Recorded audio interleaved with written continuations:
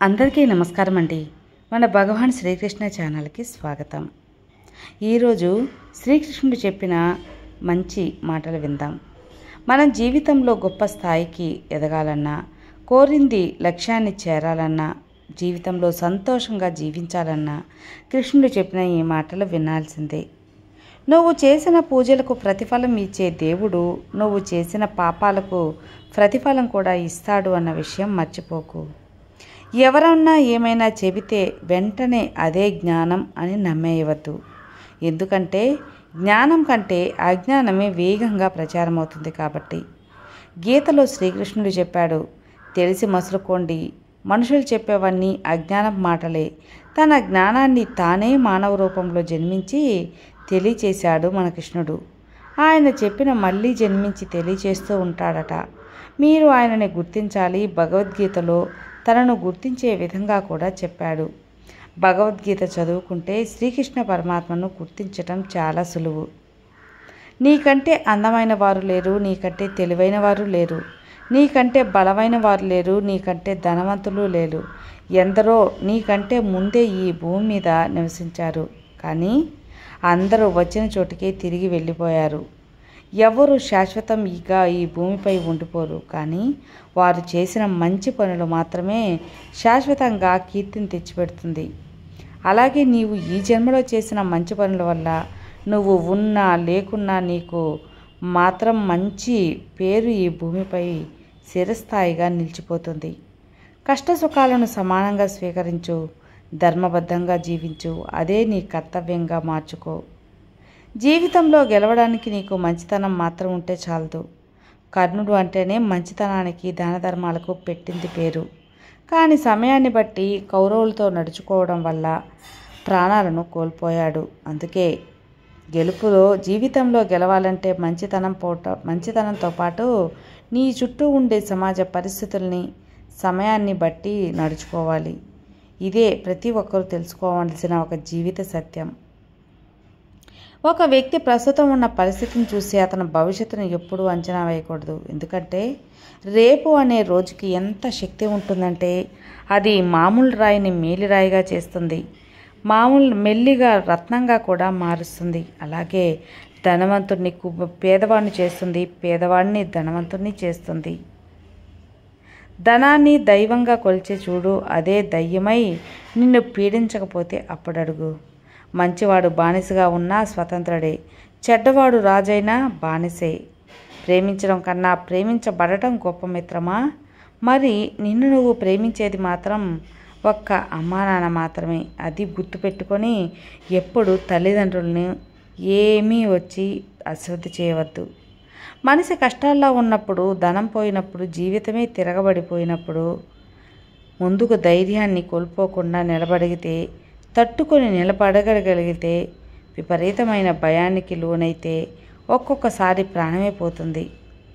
ధనం పోయినప్పుడు విపరీతమైన ఉద్వేగానికి లోనైపోతే ప్రాణం పోతుంది. మనకేమైనా జరిగితే కుటుంబం ఏమైపోతుందో అన్న ఆలోచన మనసులో గుర్తుపెట్టుకొని ఉండాలి. నిజమే కదా ఇది. మనం లేకపోతే మన వాళ్ళు ఎంతో కష్టం పడతారు. ఆత్మీయులు అనుకునే వాళ్ళు నమ్మక ద్రోహులైతే పిరికివాడు కుమిలిపోతాడు. అదే ధైర్యవంతుడు వాళ్ళ ముసుగులు తొలగిపోయినందుకు ఆనందపడతాడు, గెలిచేందుకు మరింతగా పోరాడతాడు. ఇదే జీవితంలో పరిగెత్తి సాధించుకోవాల్సిన విషయం. మనం కష్టాల్లో ఉన్నప్పుడు మన కంటపడకుండా తిరిగేవారుంటారు. మనకి అదృష్టం వరించినప్పుడు మన కంట పడాలని తాపత్రయపడేవారు ఎప్పటికైనా మన అవసరం ఉంచినప్పుడు మనల్ని ఒక కంట కనిపెడుతూ ఉంటారని గమనించాలి. నిజమైన స్నేహితులు మాత్రమే మన కంట కన్నీరు రాకూడదని, మనం సంతోషంగా ఉండాలని కోరుకుంటారు. అదృష్టంతో పైకొచ్చిన వాడికి చెట్టు ఎక్కడం మాత్రమే తెలిసి ఉంటుంది. అదే స్వయం కృషితో పైకొచ్చిన వాడికి చెట్టు ఎక్కడంతో పాటు దిగడం కూడా తెలిసి ఉంటుంది. మొదటివాడు ఎప్పుడు కింద పడతాడో అని భయపడుతూ ఉంటే, రెండోవాడు పడినా మళ్ళీ ఎక్కగలను అనే ధైర్యంతో ఉంటాడు. అదే అదృష్టానికి స్వయం కృషికి ఉన్న తేడా. మనిషి 2 సంవత్సరాలకే మాటలు నేర్చుకుంటాడు, కానీ ఎప్పుడు ఎక్కడ ఎవరితో ఎలా మాట్లాడో తెలుసుకోవడానికి మాత్రం జీవితకాలం కూడా సరిపోదు. మనిషి మరణం విచిత్రమైనది. ఇంటి నిండా ఆస్తులున్నా కోటీశ్వరుడు అస్సలు మరణం ఎందుకు వస్తుందో అని ఏడుస్తాడు. అదే ఇంటి నిండా కష్టాలు ఉన్న పేదోడు మాత్రం చావు ఎప్పుడు వస్తుందో అని ఎదురు చూస్తుంటాడు. మనిషి ఎక్కడ గెలిచిపోతాడో ఎక్కడ అలసిపోతాడో ఎవ్వరికీ తెలియదు. మట్టిలోకి మాత్రమే మనశ్శాంతిగా లేకుండా వెళ్తున్నాడు. ఇదే నిజం. వేరొకరితో శారీరక సంబంధం కొనసాగిస్తూ పెళ్లి సంబంధానికి సిద్ధం కావద్దు.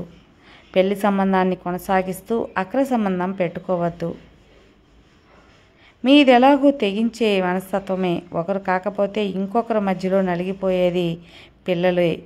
అమ్మానాన్నల మధ్య ఏం జరుగుతుందో తెలియక వాళ్ళు ఎవరి దగ్గర ఉండాలో ఎందుకు ఉంటున్నారో అర్థం కాక అయోమయ పరిస్థితిలో వాళ్ళ జీవితాన్నే కోల్పోతారు. ఆడపిల్లకు పెళ్ళైతే మరో కొత్త ప్రపంచంలోకి ఇంకో కొత్త జీవితంలోకి ప్రవేశించినట్లే. అత్త తిట్టినా భరిస్తుంది, మామ మాట పడినా పడుతుంది, భర్త కొట్టినా భరిస్తుంది. అటు పుట్టింటి కష్టాలు అత్తింట్లో చెప్పుకోలేదు, ఇటు అత్తింటి బాధలు పుట్టింట్లో పంచుకోలేదు. నిరంతరం నా భర్త, నా కుటుంబం, నా పిల్లలు అని బంధాలకు బందీ అయ్యి బంధాలకు బానిస అయ్యి బ్రతుకుతున్న స్త్రీమూర్తులు చాలామంది ఉన్నారు. అలాంటి వారిని ఎప్పుడూ బాధ పెట్టవద్దు. నా దగ్గర ఏముంది ఇవ్వడానికి అని మనసులో చాలామంది అనుకుంటారు. కానీ ఎంత ఇచ్చినా తరగని కరగని ఆస్తులు రెండుంటాయి. మొదటిది స్వేచ్ఛమైన నవ్వు, రెండవది సంతోషం, ప్రేమను పంచి వెలకట్టలేని ఆత్మీయత. కష్టపడి సంపాదించిన ఆస్తులు కర్పూరంలా కరిగిపోవచ్చు, కానీ మనసుకు సహజంగా వచ్చిన ఈ ఆస్తులు పంచే కొద్దీ పెరుగుతాయే తప్ప కరగవు. గాలి మనకంటే కనిపించకపోయినా మనకు ప్రాణం పోస్తుంది. అలాగే మనం చేసే మంచి పనులు 10 మందికి తెలియకపోయినా పర్లేదు, కానీ మనం చేసే సాయం వల్ల ఒకరికి ఉపయోగపడకపోయినా ఒకరి జీవితంలో అయినా సంతోషం వస్తే చాలు. అదే మనకు పుణ్యాన్ని చేకూరుస్తుంది. ప్రార్థన చేసేటప్పుడు దేవుడు వింటాడనే నమ్మకం ఉంటుంది. నిందలు వేస్తున్నప్పుడు ఎందుకు ఉండదు? పుణ్యకార్యం చేస్తే దేవుడు చూస్తాడన్న నమ్మకం ఉంటుంది. పాపం చేస్తున్నప్పుడు ఎందుకు ఉండదు? దానం చేస్తున్నప్పుడు దేవుడు సంతోషిస్తాడు అనే నమ్మకం. దొంగతనం చేసేటప్పుడు ఆ నమ్మకం ఉండదు. ప్రేమలో దేవుడున్నాడని నమ్ముతాం, అయినా మనుషుల్ని ద్వేషిస్తాం.